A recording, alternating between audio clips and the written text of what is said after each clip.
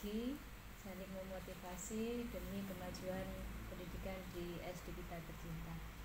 Salawat ma'assalam dan tetap tercurahkan kepada junjungan kita Nabi Muhammad SAW yang telah memberikan uswatun hasanah kepada kita semua.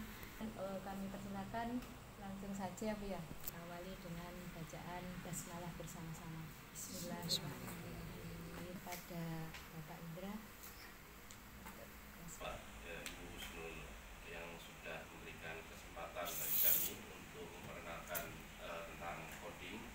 Yang terhormat Bapak dan Ibu Wali kelas terutama akan diperkenalkan di tahun depan secara resmi oleh Kementerian Pendidikan dan Kebudayaan. Dan insya Allah juga di Kementerian Agama untuk yang madrasah juga mulai ikut. Mungkin ada beberapa hal yang di luar pedagogik yang istilahnya diajarkan tapi tidak pernah menjadi fokus. Biasanya banyak yang istilahnya itu memfokuskan pada yang pendidikan pedagogik. Saya tarik dari SD Sud ya untuk homeschooling, dan kemudian kami ajarkan tentang coding untuk mengisi waktunya, dan alhamdulillah dalam mulai tahun 2021-2024 itu berhasil menjuarai beberapa kejuaraan coding tingkat nasional. Nah, ini portofolio kami. Jadi kita mulai dari tahun 2024 awal tahun ini belajar di Arama di Tukung. Sudah bisa juara 2 nasional. Kalau yang kakaknya sudah mulai tahun 2021 secara konsisten mendapatkan penghargaan.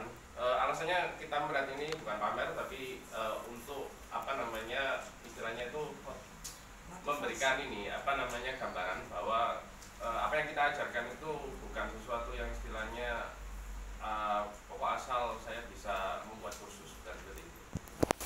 Jika kita membuat sesuatu itu harus ada bukti. Karena sebenarnya banyak kursus di luar sana, terutama yang dari Jakarta. Nah, kalau di Jakarta karena dia itu banyaknya memang basisnya Jakarta, pegawainya juga Jakarta, dan cara pengajarannya juga kadang itu banyak online.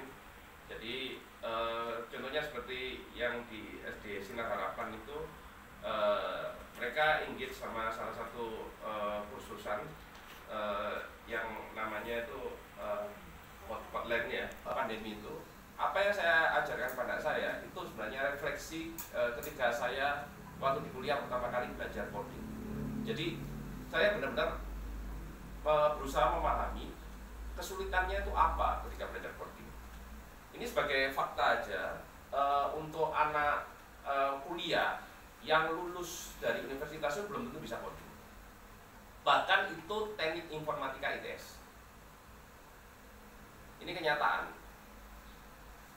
Karena apa? Coding itu susah sebenarnya. Sebenarnya susah.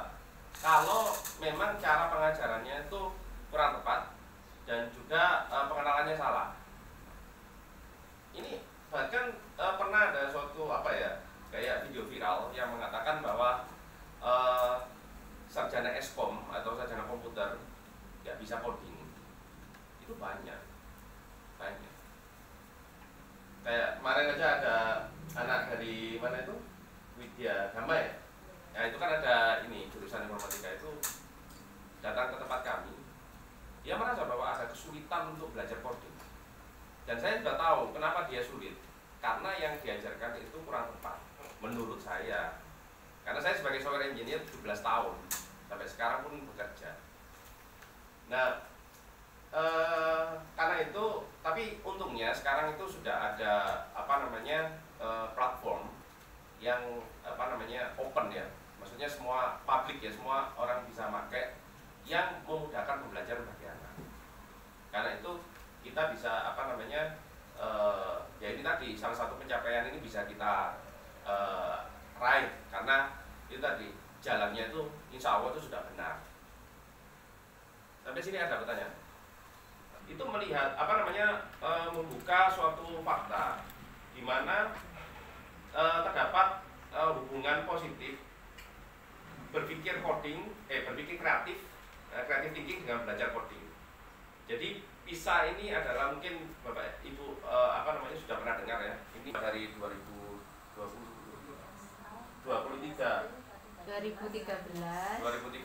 kurikulum Merdeka. Sekarang dengan sebelumnya KTSP ya. KBK, KTSP, kurikulum 13, kemudian kurma. Akhirnya soal matematika itu menjadi soal cerita. Ya, literasi, litnum. Itu karena survei PISA matematika dan sainsnya, maka langsung bingung mengubah kurikulumnya.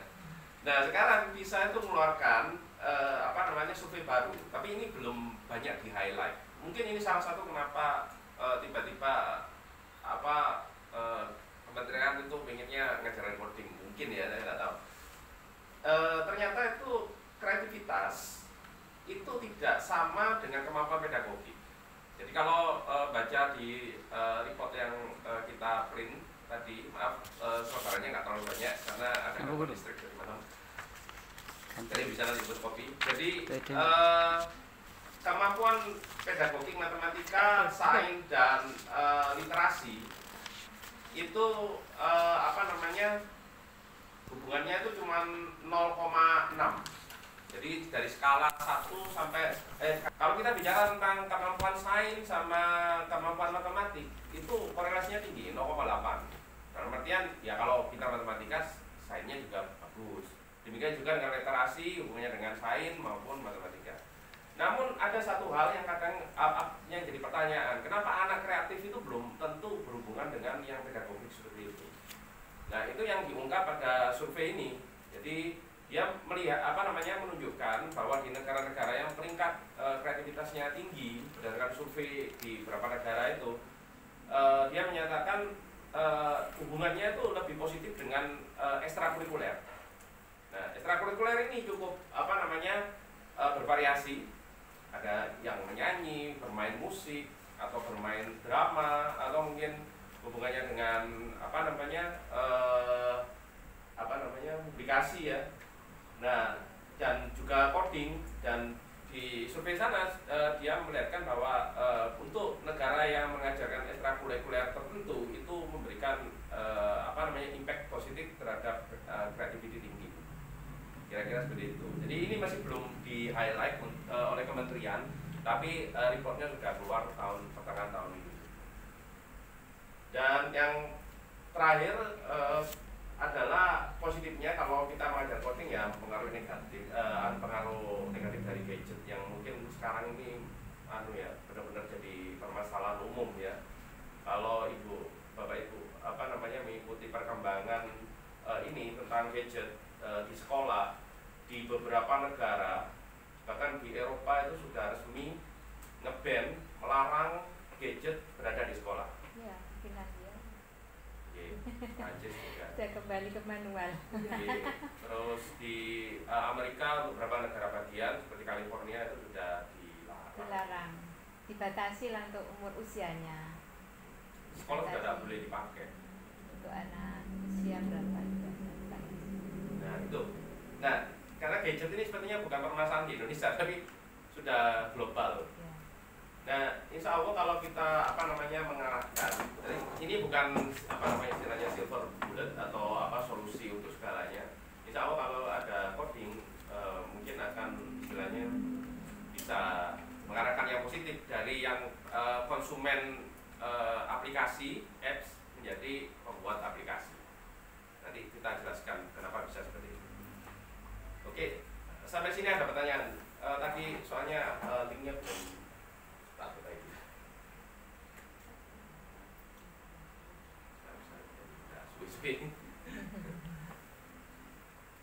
Ada pertanyaan Bu? Monggo, Pak Ibu bila ada yang ditanyakan.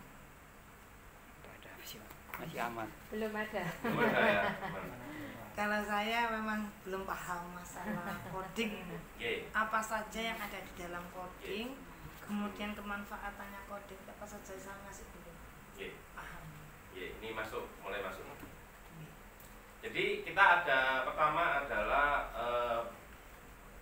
pembelajaran basic komputer. Jadi mungkin Bapak Ibu sudah familiar ya untuk yang kita ajarkan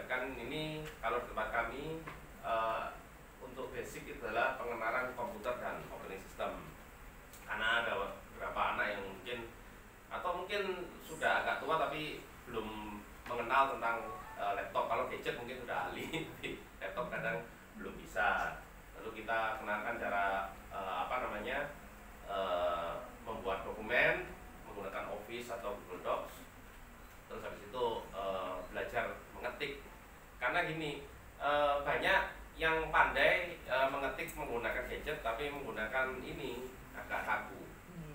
Nah, kita sudah siapkan silabusnya supaya anak-anak itu bisa belajar mengetik. Karena ini penting, karena nanti besoknya mau tidak mau dia harus berurusan dengan laptop daripada gadget. Mulai dia nanti mungkin SMA suruh membuat tentang makalah, atau mungkin nanti kuliah pun paling minim aja harus membuat TA, dan nanti juga kerja sudah pasti dia itu bakalan berhadapan dengan komputer, dengan gadgetnya. Jadi kita sudah siapkan kurikulumnya agar anak-anak itu bisa belajar dengan fun. Jadi bukan seperti kayak ngajar zaman kita dulu SMP mengetik 10 jari, nggak seperti itu. Tapi kita akan menggunakan platform yang istilahnya mengajarkan mereka semi game, jadi mereka itu merasa tertantang untuk melakukannya.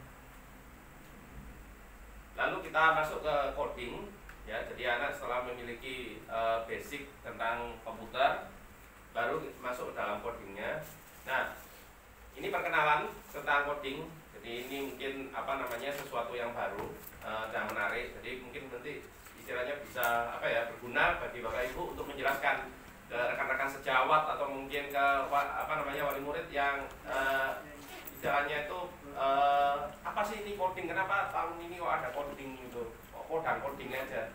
Jadi coding itu Bu sebenarnya adalah kayak ini perintah sebenarnya. Jadi perintah itu dalam bentuk satu grup gitu kan.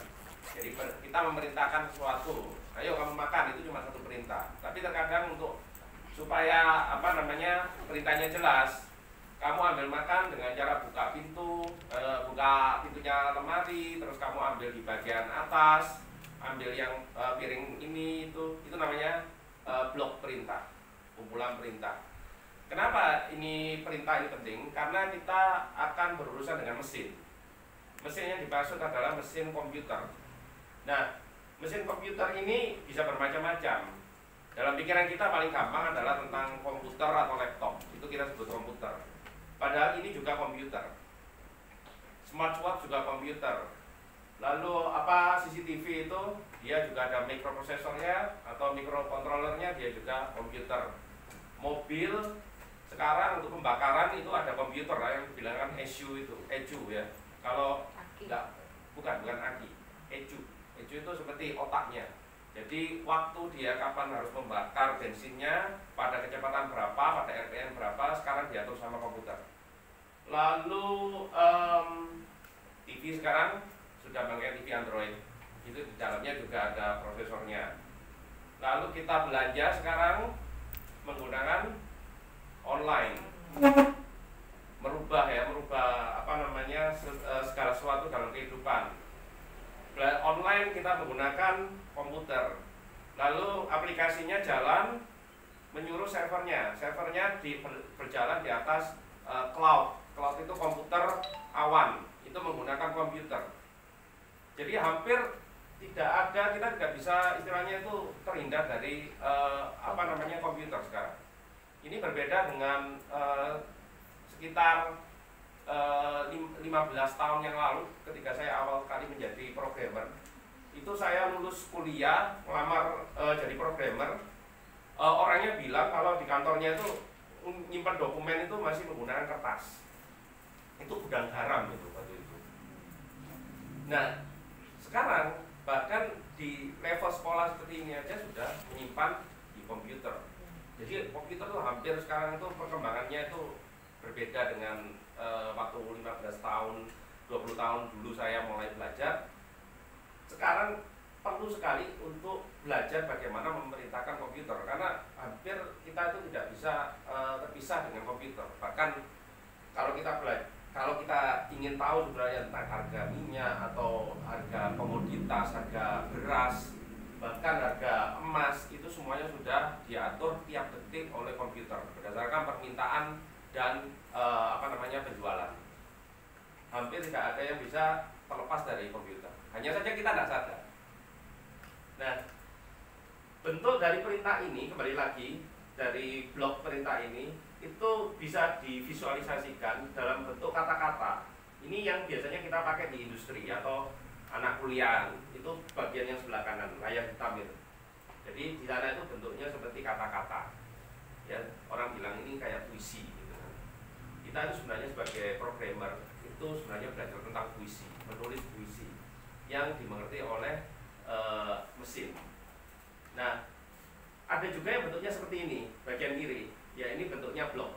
Nah, ini yang saya bilang bahwa teknologi sekarang memungkinkan orang yang tidak paham tentang coding itu bisa belajar menggunakan sesuatu yang dapat divisualisasikan. Jadi dalam bentuk blok-blok yang Bapak Ibu lihat di bagian kiri. Kalau yang di bagian kanan mungkin agak susah ya bagi anak-anak kelas 4 SD kan rencananya kan ya untuk kurikulum yang baru. Yang sebelah kiri ini sebenarnya sudah masuk kurikulum SMP. Jadi kalau Bapak Ibu download aja buku panduan informatika yang SMP itu mulai diperkenalkan menggunakan visual block. Cuma enggak intensif di sana. Cara makainya gimana, nganunya gimana itu enggak ada guidance-nya. Ya cuma memperkenalkan blok-bloknya aja. Sampai sini ada pertanyaan yang tadi. Pak, antara ini sama ini kan kalau sebelah sana